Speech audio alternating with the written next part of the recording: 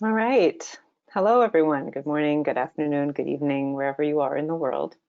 My name is Kim Elena Ionescu. I'm the Chief Sustainability and Knowledge Development Officer for the Specialty Coffee Association, and I will be hosting today's webinar, which is about the Coffee Systems Map, recently launched by the SCA. This is part of a discussion series. This is the third one in our first series of 4 live discussions using the Coffee Systems Map as the backdrop. And we are fortunate in this series to have the support of Savor Brands. You just saw a little video about them. I encourage you to check them out.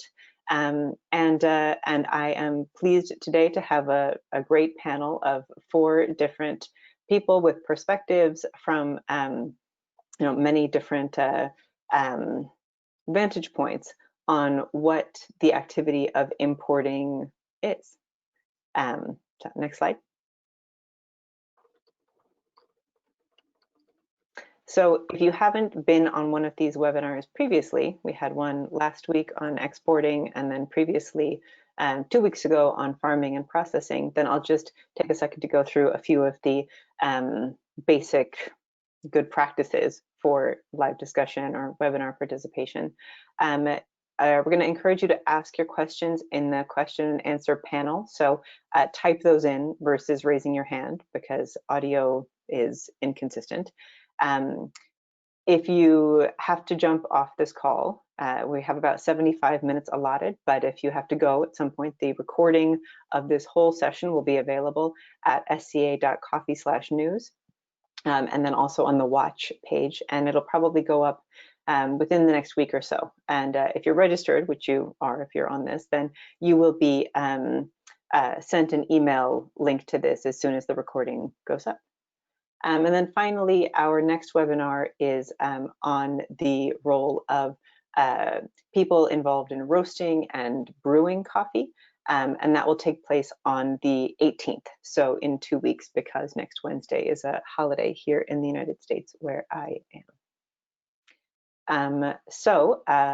Yeah, next slide.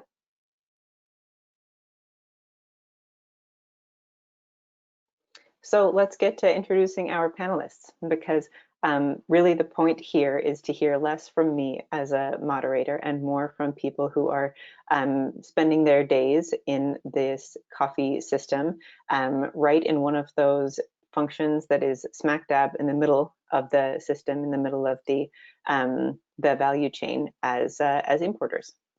So we're joined today by Michael Timofeyev from Love Coffee, Cora Jagona from Zabuni Specialty Coffee Auction, Kavi Bailey from Grand Parade, and Kat Nolte-Ferguson from Sukafina.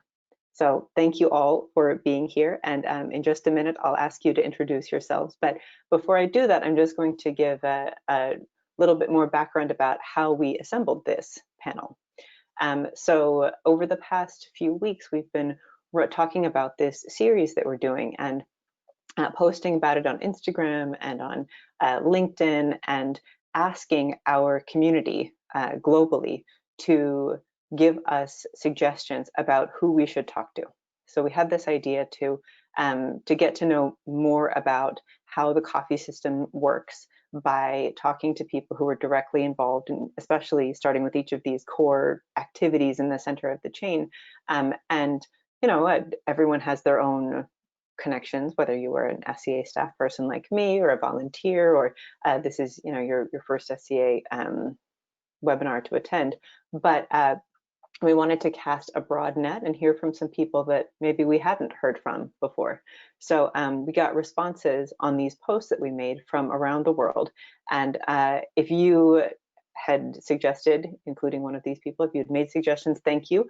We sent out questions to so many different people, and we got responses back from many people also. And we'll use some of that input to guide the conversation today, to frame some of the questions that I'll be asking the panelists about the experiences of importers, both in the geographies where they reside, and then also maybe to contrast that with what we heard from people in other regions.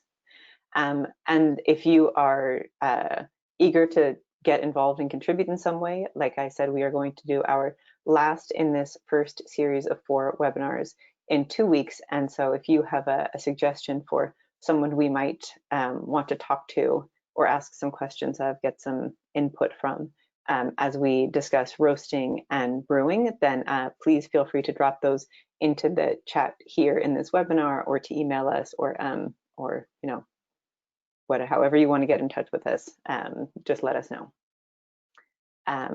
Okay, next slide.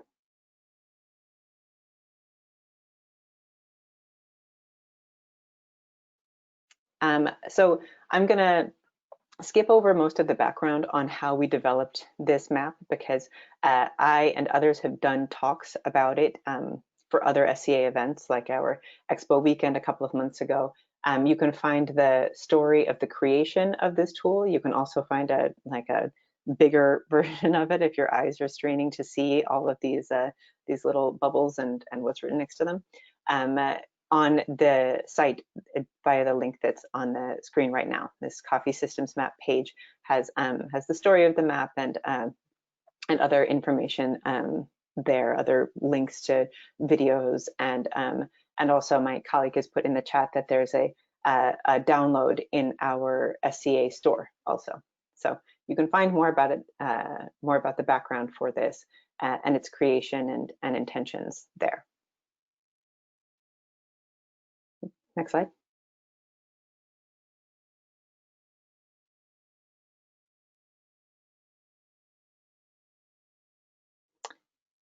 So the last thing I will say before I start asking these questions of our panelists is that I mentioned that we received feedback from all over the world, and everyone whose names we were given, we reached out to them asking them questions about their relationships using this map as the framework. So we asked everyone, which actors are you most familiar with? And when I talk about actors, I'm really talking about people who are in that outer ring of the systems map, if you're looking at it. So we see the activities in the middle, those kind of key activities of moving coffee and transforming it along the path from seed to cup. And then actors around the outer wheel are all of the people, all of the categories of people and business and organization that contribute something, that facilitate that journey and provide some kind of additional service. So we asked, which actors are you most familiar with? Which actors are you least familiar with? And are there actors you would like to be more connected with? So that we're getting that sense of where the gaps are, and also where there might be opportunities for deeper connections, and you know, maybe potentially some kind of clue to how we might change the system so that it works better for one group of actors, or really for all who are involved in it. So next slide.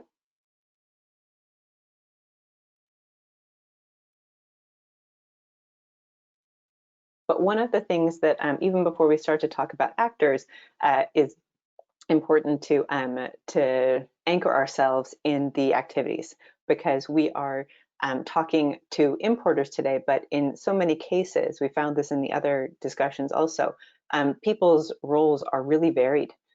So we created these categories and separated them, but there's a lot of overlap between importing and roasting. There's overlap in people's, you know, own lives, the professional roles that they've held, working, maybe starting off in a brewing role or in a farming role, and then moving into another role in the chain. So you know, I think one of the things that to me is interesting as I've started to talk to the panelists today is to hear how people see themselves and see their role as importers being connected to some of these other roles. So you know, Michael, I'll start by asking you, you know, which of the activities are you involved with? Can you introduce yourself and tell us a little bit about how Love Coffee started and what you all do? Sure. So I'm Michael Timofeev. I was originally born in Latvia, then moved to Germany as a child, and later on, I mean, I was just a coffee enthusiast, like most of us, I guess. So we just came really professionally into coffee 2 years ago. I'm a co-founder of Love Coffee, so we have two other co-founders, Rafael and Miguel. And Miguel is Colombian, so we traveled to Colombia and we tried all the different coffees there, and it was really like exceptional specialty coffee. And that was the first time I tried honey processed coffee, for example. And we thought, okay, maybe this is something you can bring to Germany and to Europe, especially because the culture here is not that developed yet. And so basically, what we thought, we want to have a sustainable system. So basically, focus more on fair value creation, which means leave more value inside Colombia. That's why we are an importer basically, but we also focus on roasting in Colombia. So that's why we don't follow, and that's why like in this picture, there are no lines in between, because the classical system is roasting, exporting, importing, or no, exporting, importing, roasting, and we basically roast in Colombia, and this is also our exporter. And this is how we interact. And in the end, even the further plan is now we acquired an object and we want to open our own coffee shop in Germany, in Cologne. So we're also getting more into this brewing ourselves, basically. Great, thank you. Kavi, how about you? How did you start Grand Parade? What's your background in coffee, and what role do you serve now? What activities are you involved with? Kavi, I think you're muted. Glad you can hear us though.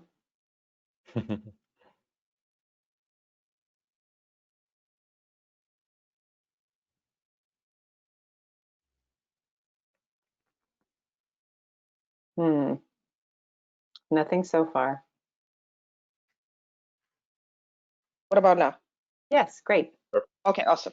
I'm Kavi Belli. I'm the founder of Grand Parade Coffee. We're about 4 or 5 years into our operation. The objective of starting Grand Parade was to build a farm to cup coffee company, one that was focused on importing specialty coffee, but also building really a tangible, sustainable print that that was hinged on the farmer, very farmer-centric, just like Michael is talking about in Colombia. I'm Kenyan, first-generation Kenyan, and we started with Kenya as our model country to implement this process. We've had the pleasure and opportunity to have several doors open to us. We've worked with several government agencies in Kenya. We've managed to align ourselves with the ICO to help the farmers in Kenya. And we've been able to grow here in the US also on the roasting side, aligning ourselves with a lot of the tech companies like the Googles and the Adobes, who have the same principle of farm to table, which pretty much aligns with what Grand Parade is. And that's sort of what's helped us pivot into the roasting side to help us also move the farmer's coffee at sustainable and fair prices. Great, thanks. And Cora, I know that that you all started Zabuni thinking about the sort of farmer side of things, but in your local community, some of the your connections there and the demand that you all have gotten have expanded what you do from just that importing function too. Yeah, I'm Cora Jagona. I'm with Zabuni Specialty Coffee Auction, and that's right. I mean, our main business, our plan, our drive is and always has been to kind of facilitate trade between farmers and roasters on this side. But we happen to be based in Nebraska, where there just isn't a lot of specialty coffee industry. Like, it's kind of a new thing. And so as we're kind of in the media and in the news, and people are seeing what we're doing, they know we're bringing, high quality coffee in. And so people from our local community would come up and say, hey, when can we get coffee? We're so excited to have your coffee coming. And we wouldn't really know what to tell them, because we say, well, we bring in coffee in these like gigantic 132-pound bags. It's green. It's not even roasted. What are you going to do with it? And so at some point, kind of as a last minute decision, we decided, okay, we have to serve this community and interact with the community, local community that's really helped us to get started. And so we did. We went out and we got a roaster, and we spent months learning, how to roast and getting trained and developing profiles. And so by the time we launched, we were also able to start roasting. And still, it was really just as a service to our local community here. It wasn't even until kind of all of our travel plans got canceled and we got grounded during COVID, and we couldn't really go the places that we had scheduled to go, that we really started focusing on that at all. So, I mean, we still consider ourselves primarily, importers and distributors of green coffee. But if you ask anyone from around here, they would say, oh, that's my favorite roastery. So it's kind of, like you said, it's a blurring of lines and kind of a crossing over of roles. That was a little bit unexpected for us. Yeah, I think there's something really interesting there about being kind of in the middle of communities, geographically and otherwise, that I'd love to come back to. But before that, Kat, so as a trader with Sukafina, you are working at sort of a different scale, but I also know that that over the course of your career, you've held a number of different roles. So I wonder if you could introduce us to what it is that you do these days. Yeah, so my background, I started in the industry as a barista, like so many of us, and that was back in 2000. And then I got my degree in accounting, and I worked in West Africa with rural subsistence farmers on microfinance. After that, I joined the Atlas Coffee importer team, and I was working as their financial controller. And then I moved to a nonprofit and trader called Twin and Twin Trading, and that was working with East African cooperatives on market access. So that was really trying to, sort of break the mold of traditional trade. And in 2016, I did join the Sukafina team, and Sukafina is much more of a traditional trader. So it's a 40-year-old company. But the reason I was very drawn to it is because they're working on using blockchain and other technologies to create transparency and traceability at a large and efficient scale. So with the specialty industry and everything I was doing in my former role, it was, a maximum of 100 containers a year between 12 co-ops. And, we were very successful. I love that work. With Sukafina, it's a little bit different because it's really working to make every bean of coffee traceable and transparent from farm to roaster. And I love that. So I get the pleasure of working on a lot of the sustainable supply chains and the things that are transparent to farmers, where roasters can even, incorporate second payments into their sales contracts to farmers. So it's been fun. It's been a fun ride. Cool. Well, thank you all.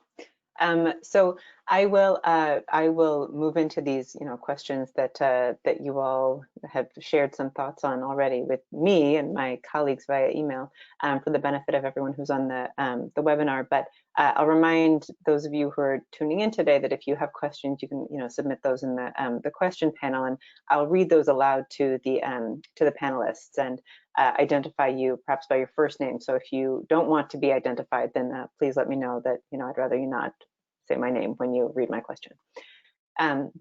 So the next slide, the next question is about who you are most connected to.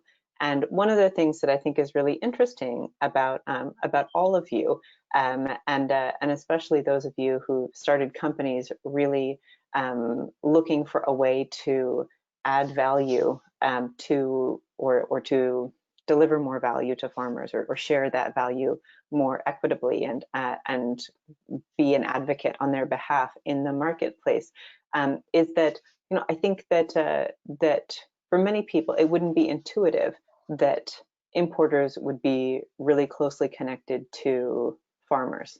Do you think that it's typical, or that for importers to have strong producer relationships?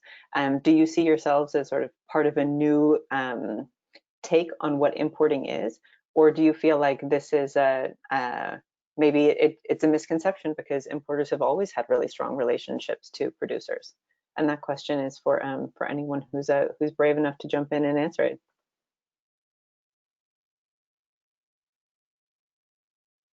I'm happy to opine. I think it's sort of a new way, and I say this because we've taken such a grassroots perspective where we're on the ground, and we might have a small sample data to share, but it's pretty compelling. A lot of the farmers do say that they do not get the importers on the farms. You know, they're like, why are you the farmer? You're the founder. Why are you here? Because, well, I guess it also depends with the size of the importer. The bigger the importer, if you're importing hundreds and hundreds of containers, it's kind of hard to go visit every single farmer that you're working with. And most of them will tend to use brokers. They'll go to the exchange. Nothing wrong with that, don't get me wrong. But it sort of begins to remove you from the farmer needs, the community, versus when you're a little bit more nimble and you're dealing with maybe 10, 15 cooperatives, you have maybe 5 people locally who can go visit them pretty much throughout the year. Because if you're looking to improve the coffee quality, you have to visit the farmer as they're going through the farming process. So I believe this new set of smaller importers that are growing is sort of changing the dynamic of how we are more closely related to the producers.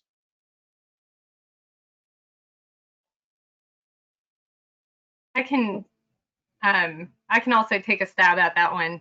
I think like in your systems map, which I think is so comprehensive and, you know, really cool to look at, I feel like it's very natural for, you know, like the importing role is right between roasting and exporting. And so of course that's going to be like the most exposure that you have. So, you know, in my 8-hour workday, or 9 or 10 hours, if my boss is listening, 12, you know, I'm mostly going to be talking to people who are selling me coffee FOB basis and people who are buying it ex warehouse, or, you know, whatever sales terms.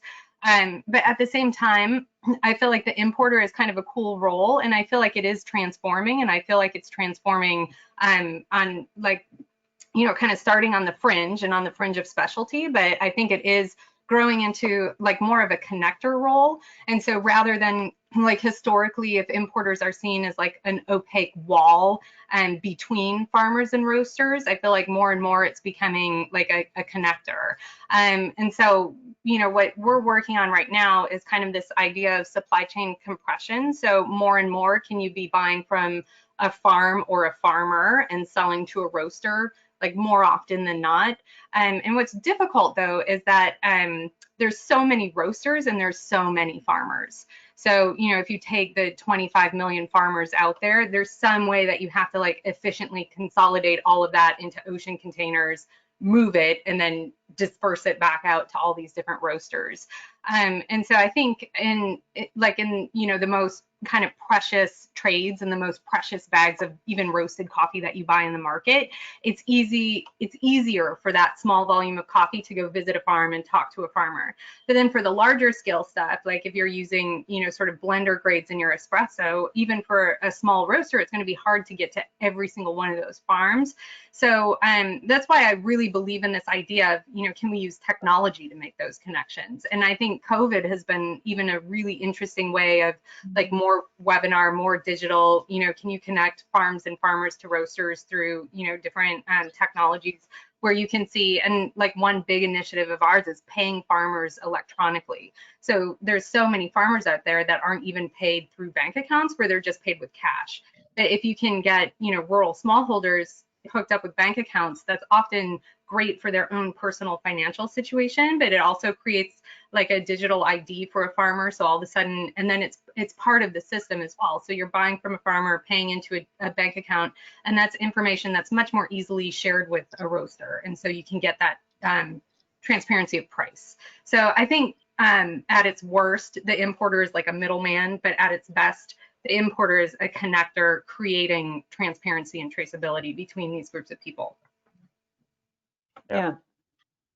I absolutely love, sorry. Go ahead. So I No, love that's okay. I loved how you talked about it, going from being this opaque wall to being this connecting, a way of connecting. Because honestly, when I look at this, I mean, I put Zabuni in the importing category because, I mean, fundamentally, that's what we are. We receive coffee in America. But, you know, it was hard for me because as I look at the definitions at the bottom of the map, you know, how you define importer, how you define broker, how you define allied services, like my heart and my mind. So like when I think about and when I'm talking about Zabuni, I would have completely put ourselves in allied industries in the sense that, you know, we support what farmers are doing, we support what roasters are doing by helping them connect. And that is kind of where I put myself. And so I was actually a little bit taken aback when I read the definitions at the bottom and saw the definition of broker, and thought, well, I actually fit that definition. Like I fit the definition of importer, I fit the definition of broker, but I feel like our passion is in allied services, and that's how we view ourselves.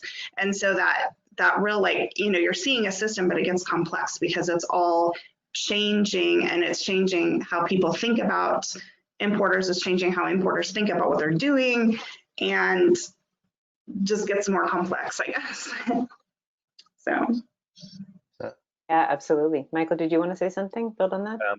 Yeah, so one thing, what Kevi said, I think that if you're small, of course, like we started off with just going to the farmer and then also going to the roaster in Colombia and really talking to the people and selecting these people depending on how they see the whole business. So we wanted people who stand for sustainability because our brand was supposed to stand for, and it stands for sustainability.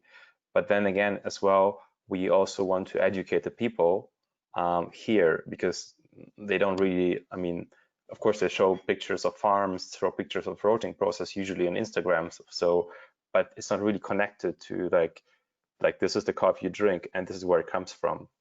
So like to show them like the whole thing. And then again, what Kat was saying, this is something that we need as well. So I am super intrigued by this idea of like having some type of mechanism, like in the format of a blockchain, for example, to really, which is applied. And then even if we go at a larger scale and we cannot visit and select each and every farm and roaster, then we still have a mechanism to say, hey, if you use this, you're going to be transparent. It's good for you. It's good for us. It's good for the client. And it's like a total win, I would say. And yeah, and we can save the money on certification, which is a good thing.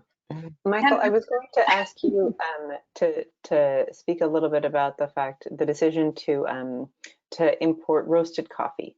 You know, because as Kat noted, the way that we have it situated on this map, which is, you know, really like intended to be descriptive, but not prescriptive. Not that this is the way the system should look. And there's so many different supply chains that don't look like this for a whole host of different reasons. But, you know, if this is the kind of the typical view, then in your case, that importing and roasting, those are flipped.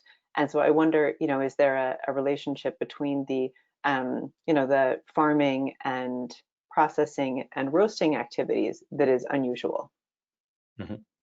Yeah, I mean, it's flipped in this case because we called it, we first called it actually community supporting to like leave more value in a country, but I think the better term is a fair value creation, so that like more of the value creation is shifted to the origin country, and you could apply it to any country, of course.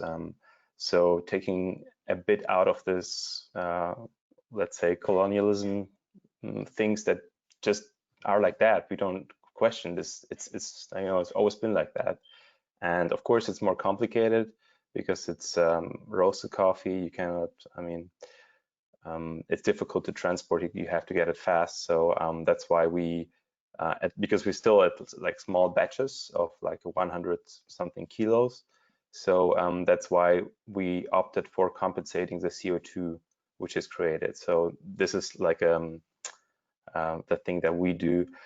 And then, of course, because of Miguel, our co-founder, he's Colombian, he's from the region. So he has all the connections there from his family, which also used to be coffee farmers. And that's how we came in really close contact to all the actors, really the farmers and the processors. And we also found a really special roaster. One of the roasters that we work with, he's a Q grader and he's also the exporter. So, I mean, we're lucky to work with very talented and really people who really want to push the sustainability part. And of course, they want to have more value in the country. I mean, we bring something, a totally new concept there, that we're actually roasting the coffee in Colombia. So, yeah. Yeah. So I'm going to take this this opportunity to move to the next question, which is sort of the other side of the same coin, about which actors you are the least familiar with. And one thing that I think is interesting, having read responses from people who are involved in all of these different activities to the same questions over the course of the past month, is that as a group, people who are involved in importing, or who self-identify that way before any other role, you know, are as a group more connected than, say, people who are in the producing, who identify in farming roles, and that's borne out in the connections, these colorful lines that connect importers to these actors around the outer wheel. That, you know, importing and exporting are more connected than some of the roles at the ends, people who are involved in brewing, or people who are involved in producing coffee. But I think that also is, you know, maybe doesn't reflect, even if the role as a whole is better connected, it doesn't reflect the individual realities of the connections that you would like to make, or the gaps that you see from your own vantage points. So I wonder, you know, who do you feel like you are the least familiar with on this list of, I don't know, 20 different groups of actors here? And each of these, I'll also just say, is, while we call it one actor, you know, Allied Industries encompasses everything from espresso machine manufacturers to fertilizer and input companies. So these are very broad categories.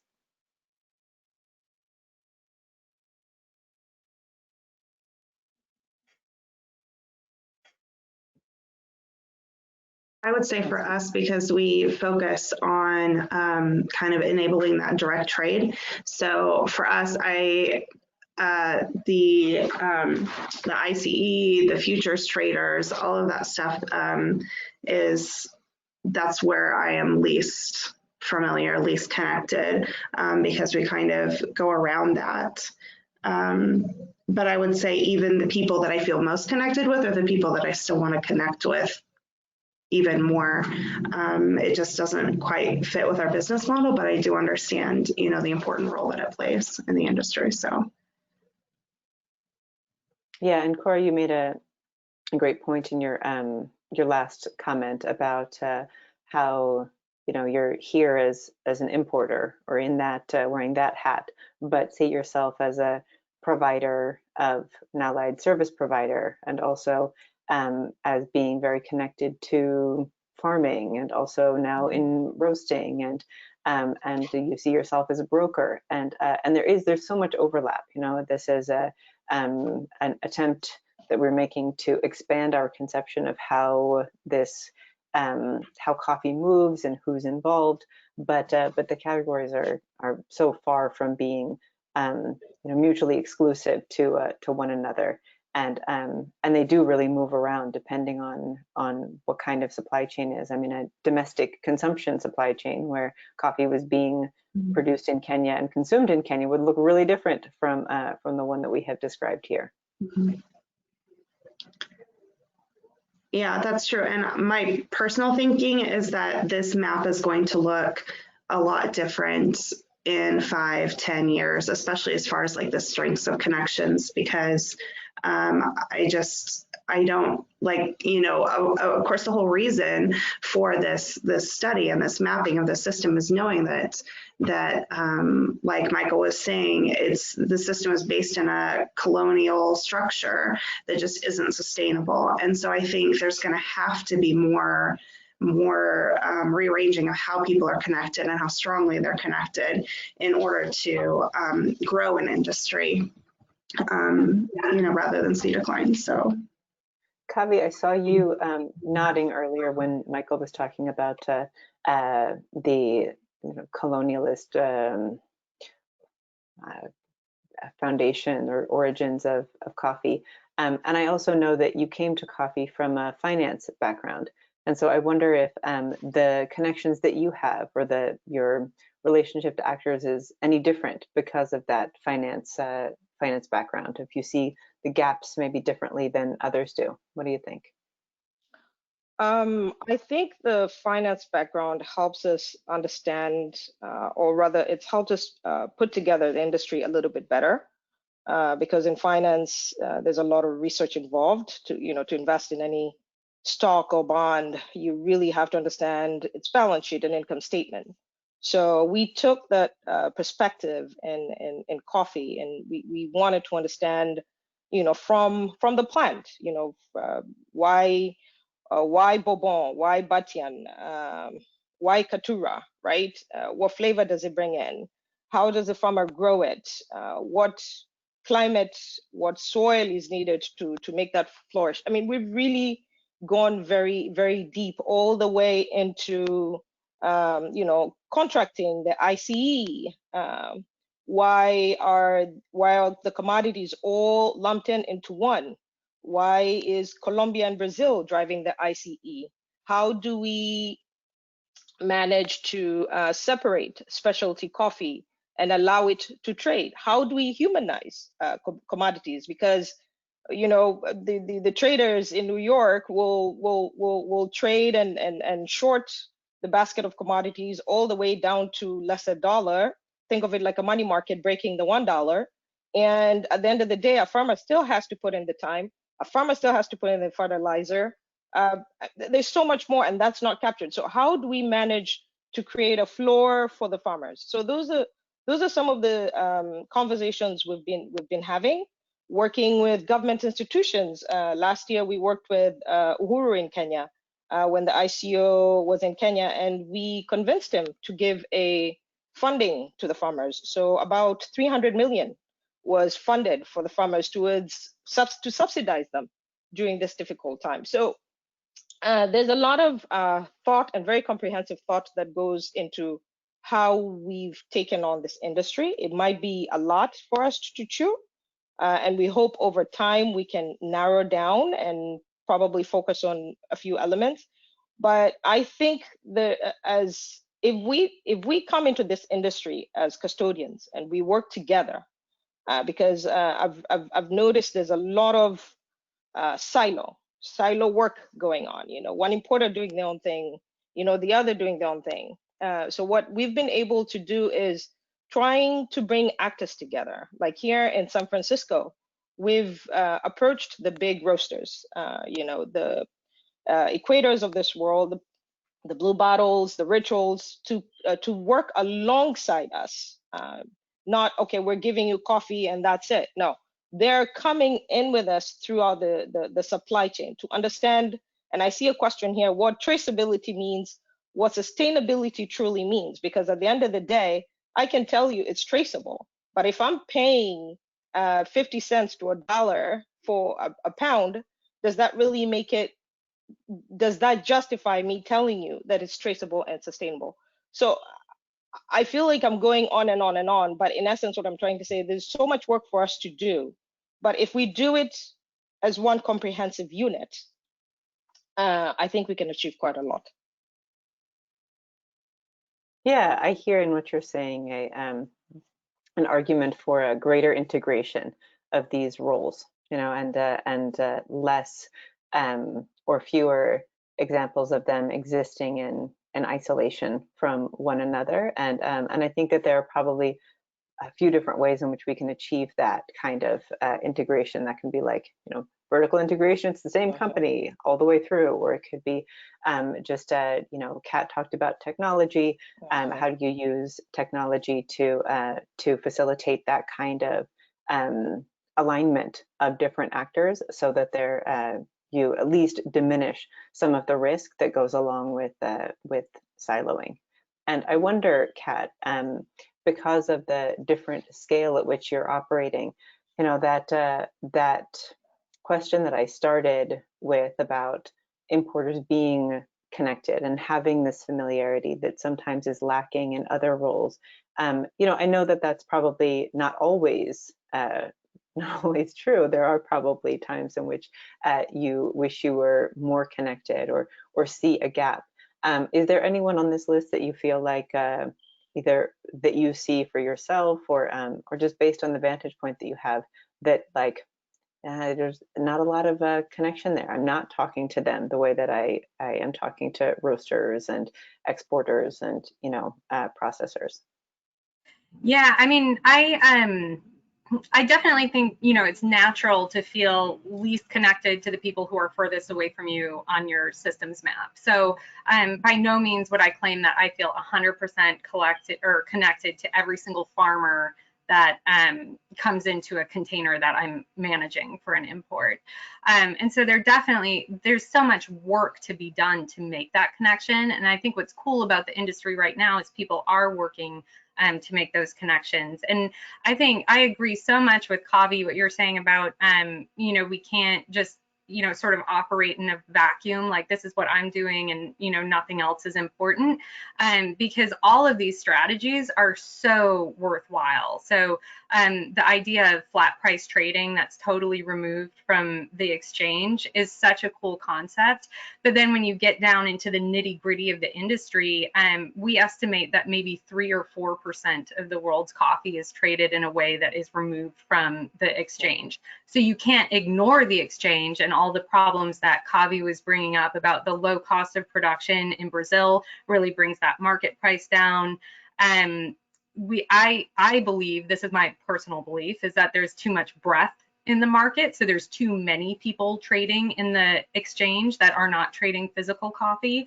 And especially with the advent of what's called systems funds, so, you know, more computerized algorithmic trading and stuff like that, it makes non-physical traders take on bigger positions. And so I feel like that can kind of suppress the price as well.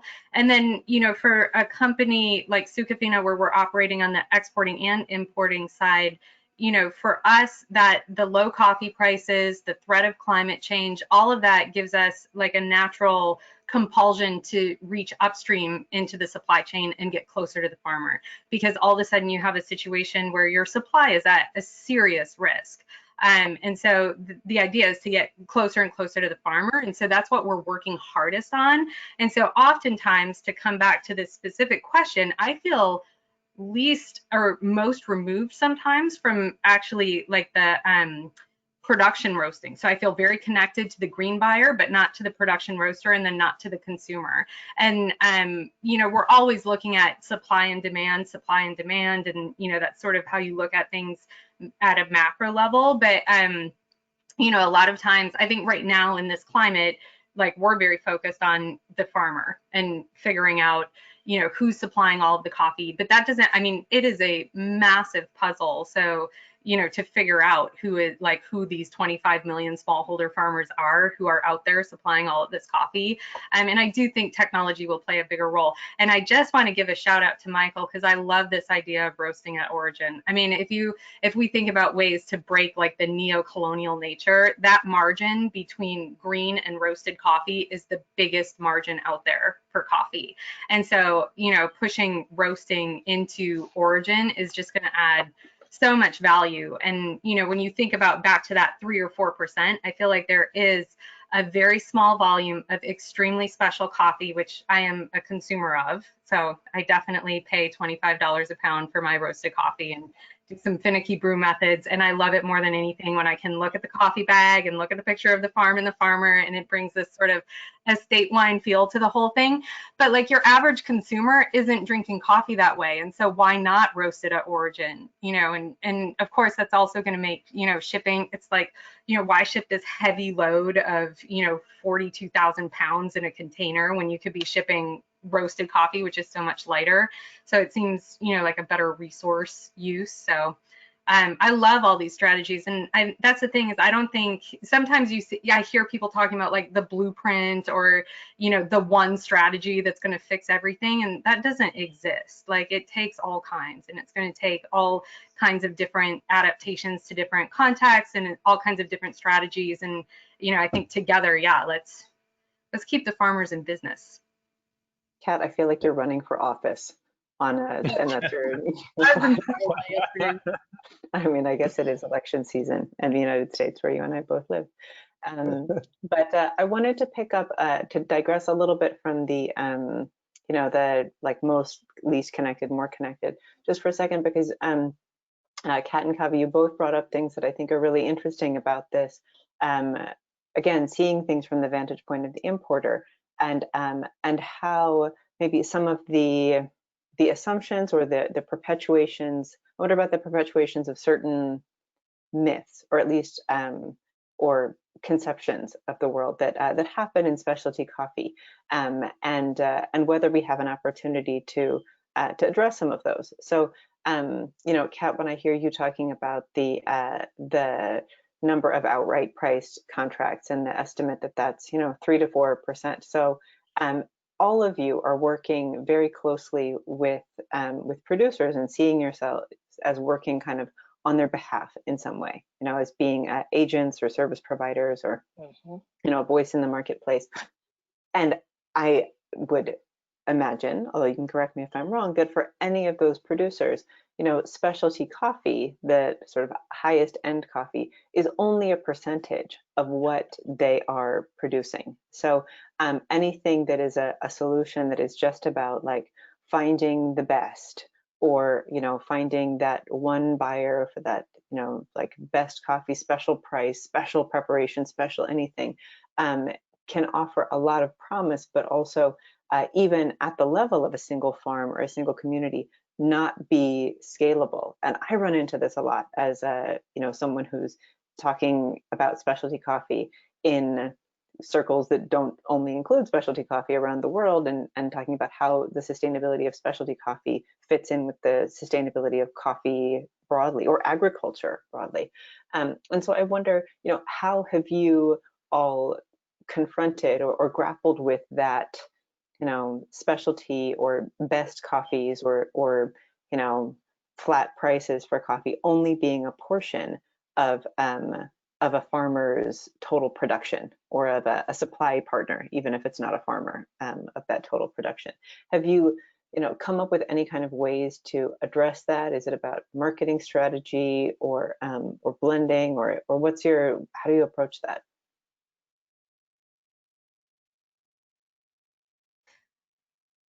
I mean, for me, I think I had a little bit of a learning curve, both from moving from Twin to Sukafina. It was really interesting because I had all these co-ops where I was working on trading their highest grades at high flat, you know, FOB prices that were mostly certified Fair Trade Organic or Rainforest Alliance.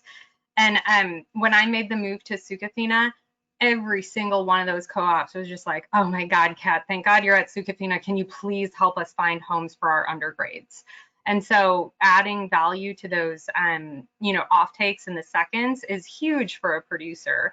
And it's been really interesting looking, you know, into some of what we're doing with our vertically integrated, where we maybe own washing stations and are buying directly from smallholders, because in that category as well, you know, I think I spent a huge amount of time when I first started at Sukafina trying to trade these flat price, you know, $3 or above FOB kind of coffees. And what I've realized alongside our origin teams are that where the real, you know, sort of potential is in that kind of 84, 85 cup washed African blender, is where, you know, you can make things really efficient. It's like you're making it efficient and you're premiumizing, so you're selling it above a commercial differential, but it's still tied to the exchange. But that premium that you're making there, it has so much more volume potential that it just ends up being a bigger physical lump sum that makes a bigger pool of cash to, for example, give farmers second payments at the end of a season. And so that category has been something where I've shifted focus on, selling more of that. And what's cool about it though, too, is that those micro lots are super important to the teams because they sort of lift the quality of the entire production, because you have washing station managers who are very focused on producing micro lots or experimenting with, different like honey coffees and squeezing citrus over it as it's drying in the, raised beds and high altitudes, or, just doing these little finicky experiments. And I think that does inspire a passion amongst the people who are processing the coffee, and it sort of lifts the quality of the entire, sort of volume that you're producing. So, so yeah, I guess like it's not to detract from that high outright price coffee. Like that's the stuff, like the purest form of specialty, and it's so delicious. But it's sort of like, Behringer wine and Napa probably makes more money than, Stag's Leap. But Stag's Leap is certainly a more expensive, better wine. And so I don't know if anybody else is a wine drinker. I'm pregnant, so I miss it. Well, okay, so I want to transition from what you were just saying, Kat. And Cora, I'm curious because I got to know Zabuni through this idea of the coffee auction. And I wonder, in my mind, auctions are often associated with like the, top quality, and really sort of making a play for that higher value spot in the market. But at the same time, you also talked about being from Nebraska and the expectations of your consumers around coffee and all of the adaptations you've made. And so I wonder, as someone who counts on having strong relationships with both like farmers and consumers here, how do you see yourself, or how do you kind of walk that line between the best and the rest? We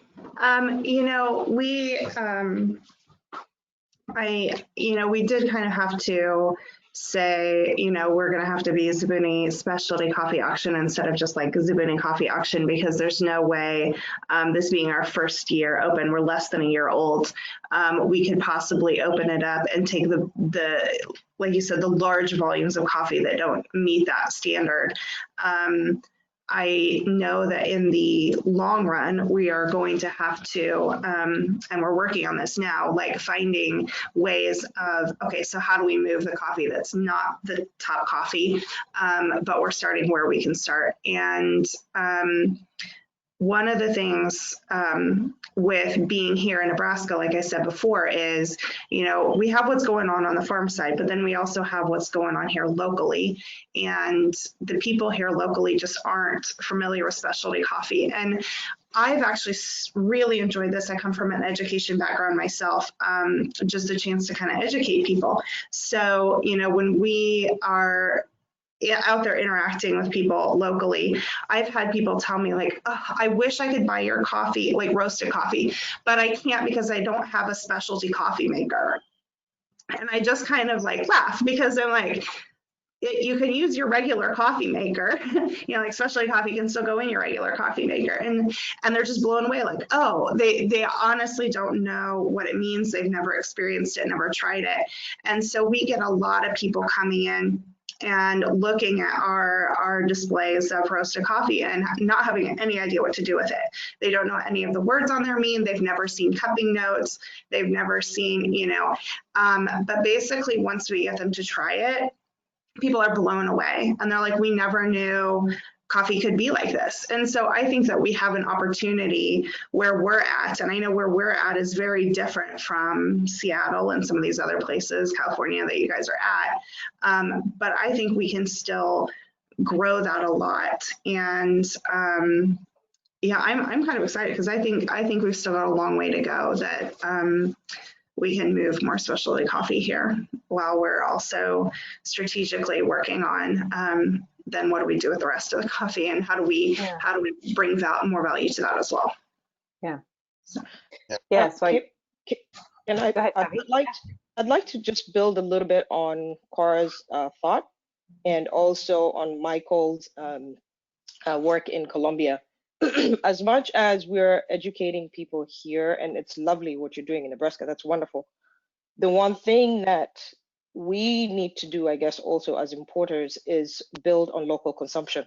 You know, it's wonderful what Michael is doing, roasting and bringing it into the U.S. here into the U.S. But now we need to educate those farmers, the community. This is your coffee. Take ownership of it. Yes, it goes back to the colonial mindset because coffee was grown and exported. I mean, it's a shame. I go to Kenya, I have to go look for the coffee. I have to find my roaster so that I can drink specialty coffee because there's nothing good left. So we tell them, this is your coffee, own it, drink it, enjoy it, build on local consumption. So that will alleviate some of the problems we're having with pricing, the separation we're having between producer country and consumer country. Why can the producer country also be a consuming country? So we need to start removing or rather blurring those lines so that we can improve on the supply and demand notion that Kat was mentioning. Mm-hmm. Yeah. And Michael, can I?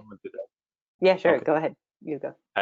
Yeah, I totally agree. What I've seen in Colombia and what I was told by Miguel, who basically traveled there every year, he said, and I saw that now there are more and more specialty coffee shops emerging. So in Colombia, even in smaller villages, you have more like that. So it's happening already, but I totally agree that we can also encourage the people to do that.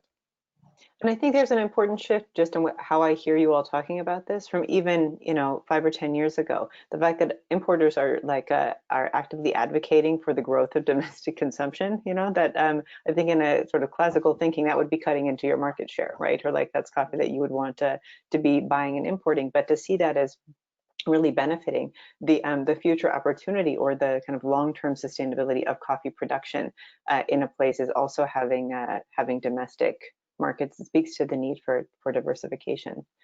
I want to get just touch on this last question and then throw in some questions from the audience because there are some good ones about the gaps.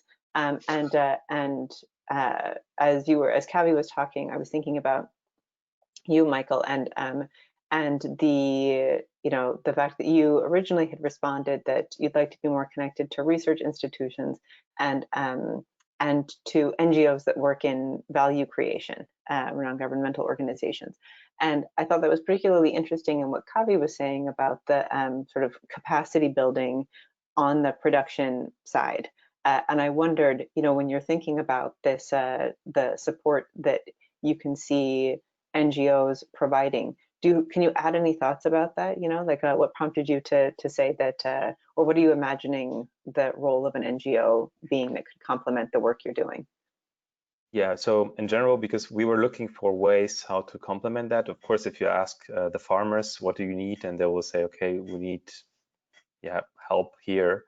So they are very specific to their needs. If you ask the roaster, they have their needs. But I think the NGOs who work in this field of creating sustainable projects could really help us to identify maybe bigger scale projects or something where we can say, hey, we help here on funding a project. So because we thought, okay, some people say that there's also another vendor in Germany that say, okay, €1 of your coffee bag you buy goes to project X or project Y.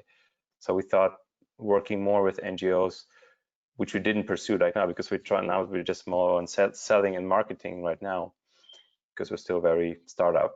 And so I think we could maybe identify more projects and more opportunities where we can actually help, we can actually control where the money flows into. Yeah, that's cool. Thanks. So we're at the hour, so we've got about 15 minutes left, and I do, like I said, want to leave some time for some of these questions from our audience. So the first one we got, and Kavi, you alluded to this already, was about traceability, and I think this is an especially important topic to talk about with a group of importers, because you know, as Kat, I think you call it like an opaque wall or something, or there's that can be a role, one of many different roles that an importer can serve in a value chain. So there's a question from Thomas as to whether having more traceability always means better pay for the farmers. So who wants to take that? I can quickly answer, which is rare for me. We divide traceability and transparency into two separate categories for that very reason. So traceability is the physical tracking of the physical beans of coffee, and transparency is about price. And when you look at margins, like I was saying to Michael, the biggest margin is between green and roasted. And so a big idea that we talk about is, you know, the value of coffee as it's consumed in the US is huge compared to the value that's paid at FOB. And so I believe that we're going to have to tap into that value at the retail level in order to pay farmers more. Because when you look at the supply chain, like, it seems opaque and nobody knows where the value is going, but there is a lot more value in consuming, in roasting and consuming, than there is in importing and exporting coffee, for sure. And so, you know, breaking it down so that prices are transparent, like, the first step is traceability. So I think traceability is a path towards more price transparency, and then it can be a path towards higher prices to farmers, but it does not guarantee a higher price to farmers. And even, I mean, even paying a high FOB price does not guarantee a higher price to farmers. And so I think we have a lot of work to do as an industry to make payments to farmers digital, and make them traceable and make them verifiable. So if you're using blockchain or anything, people can see what farmers are getting paid, and people know. But the first step is, of course, knowing where it comes from. Anyone else have a different take on the role of traceability vis-a-vis price paid to farmers? I actually just agree with Kat there. They are not the same thing, but you know, when you add traceability, when you add transparency, even transparency in and of itself isn't going to boost prices. I mean, I can be completely transparent about it, but it adds like, the more knowledge you give to people, it adds more information from which they can choose to make more responsible decisions. You start at, like, when you're transparent, you can bring in accountability, and when you bring in accountability, you know, then you give consumers and producers both the power to make those decisions. That's what we're talking about, you know, information flowing through the chart. You know, yeah, so I agree with that. Yeah. Well, yeah, those are, it's nice when, you know, people in different kinds of vantage points can find common ground. The next question, I imagine, will be a more challenging one, or at least in my experience, to find a common ground for, which is, Tim asks how you within your company define sustainability. The term is used quite often and thrown around. So does anyone define sustainability within their company? Do you think about it? And if so, what is either the definition, or what are some of the goals, or like, how will you know when your company is sustainable or your supply chain is sustainable? Yeah, I can start. Yeah. So for us, we thought a lot about that, because we had like this two sectors, which is like sustainability of the value. So that's why we opted for the roasting and like the keeping more value inside the country, the origin country. This is like the, I don't know if you could name it social sustainability, or yeah, just for the people. And the other one is like the sustainability in terms of ecological product. So basically, we have 100% biodegradable packaging, for example, which is super rare. So this is the thing that we use. And when we also calculated our CO2 from the farm until our doorstep. And so we also compensate, so we pay for the project. So that's why we say, okay, we try, at least for the coffee that we can control, we have 100% biodegradable, 1% made in Colombia, so socially sustainable, and compensate the CO2. We don't compensate the whole CO2 in the whole company, but this would be a step in the future when we get bigger. Yeah, so you have some very tangible ways in which you were thinking about this. I was applying also to your business versus just sustainability being measured in some kind of action that the farmer takes on behalf of the entire supply chain, which I think is a common criticism of how sustainability is sometimes manifest toward the consumer is, it's a sustainable product because of all the things the farmer did, and maybe ignore everyone else in the, Yes. and what they did or didn't do. That let me also comment on that, maybe really quick. Actually, yeah, I was reading a lot about that, and yeah, we also actually want to work with our farmers more because not having this monocultures of coffee trees and having some shade trees in between, which is like getting in the environmental side. But to be honest, we didn't put too much effort on that because first we had to basically, yeah, build our own company. So this will be amazing to go more into this topic. Mm-hmm. Anyone else want to offer some thoughts on how you define sustainability or how it applies in the context of your company? Well, I don't think that we define sustainability in the sense that we get together as a team and come up with a definition. I mean, I'm satisfied with the dictionary definition the way it is, but how we think about it in our company is, as we're setting up, because like I said, we're less than a year old. So a lot of our processes, a lot of our goals have yet to be met. They're still in the planning stages. And so when we're thinking about something and we're deciding how we're going to go, we have to think about every single decision, every single structure, every price, every method, and say, what would happen if we did this for decades? Like what do we think would be the eventual result if we kept doing this for everyone over and over and over, for every farmer, for every, within our power and control? Like what would be the eventual results? Do we think that we can keep doing it and then it would keep benefiting everybody? And what would happen if everyone else is doing what we're doing? Kind of things like just consciously looking at everything we plan and take on and trying as best as in our power to think about the long run, 50 and 100 years from now, for all countries, for all producers, for all roasters, and try to come up with something that would benefit everyone. Because if it benefits, there's only two people that really matter here, and those are the producers, and those are the end consumers, and pretty much everything else in the middle is disposable. Even us, if we're not meeting the needs of producers and we're not meeting the needs of consumers. And so to really kind of think long term, and that doesn't mean that every decision that we make in the short term, like Michael was saying, like he had to build this company first. In the short term, not every single decision we make will be where we want to go, but every decision we make is a step in the direction that we want to go.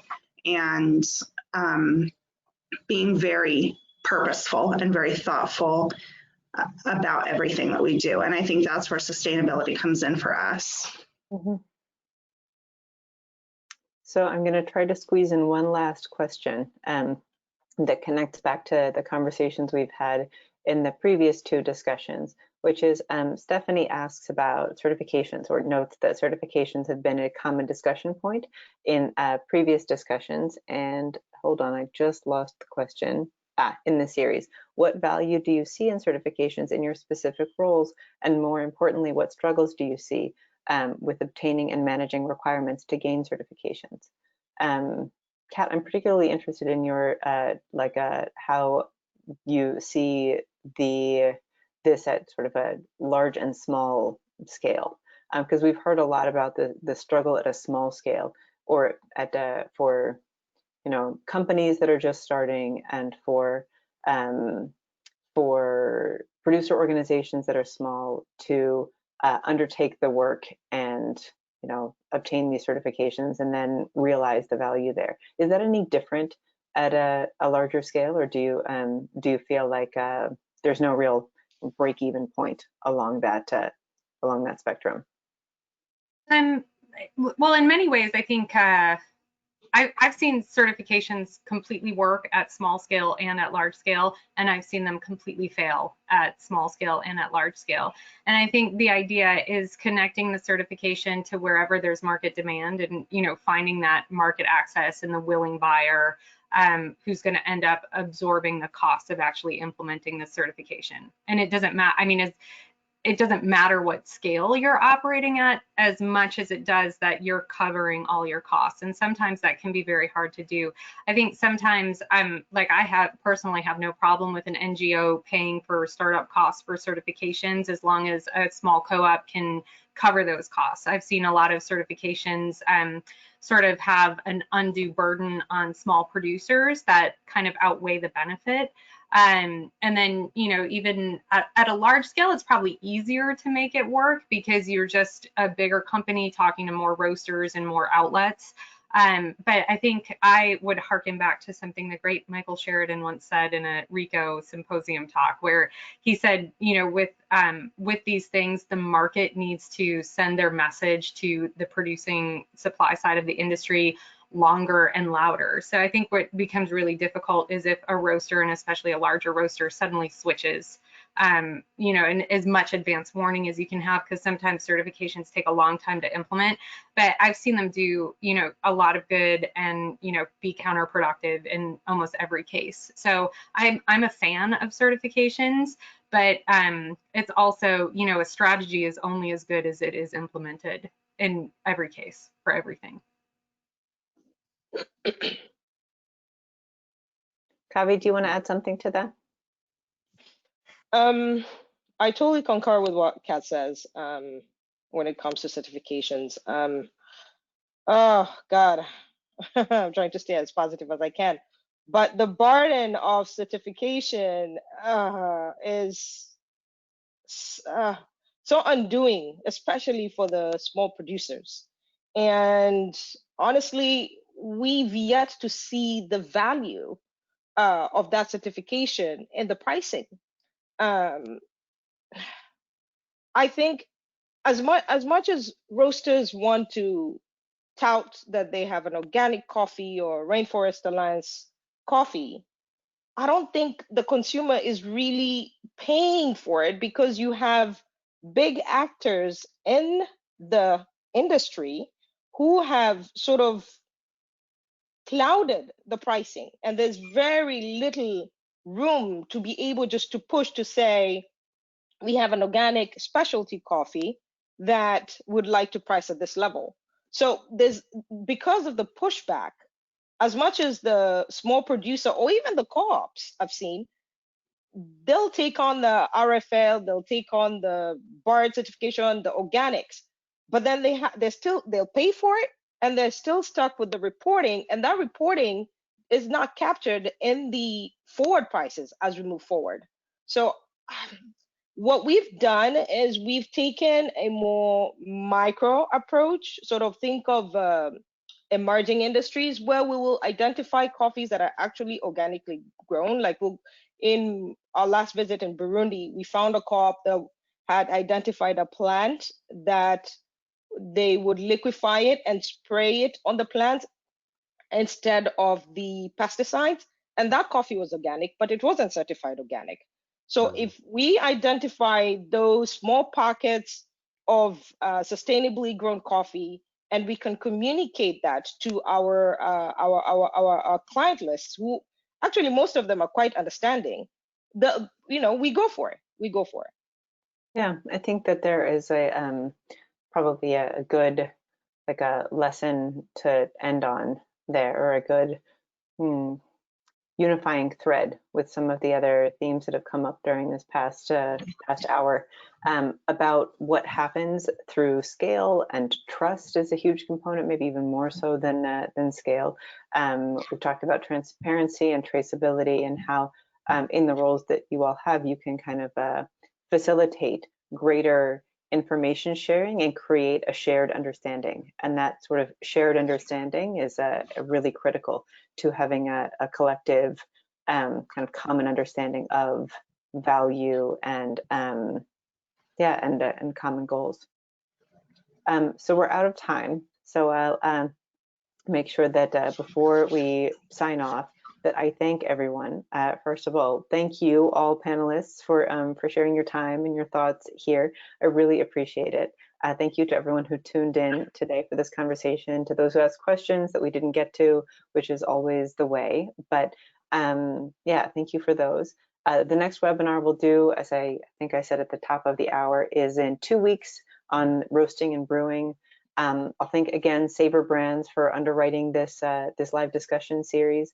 And if you're looking for more webinars, because you know we're all at home looking for more webinars, then you can check those out on the sca.coffee/watch page, and you can find the other ones in this series and other series and on other topics as well.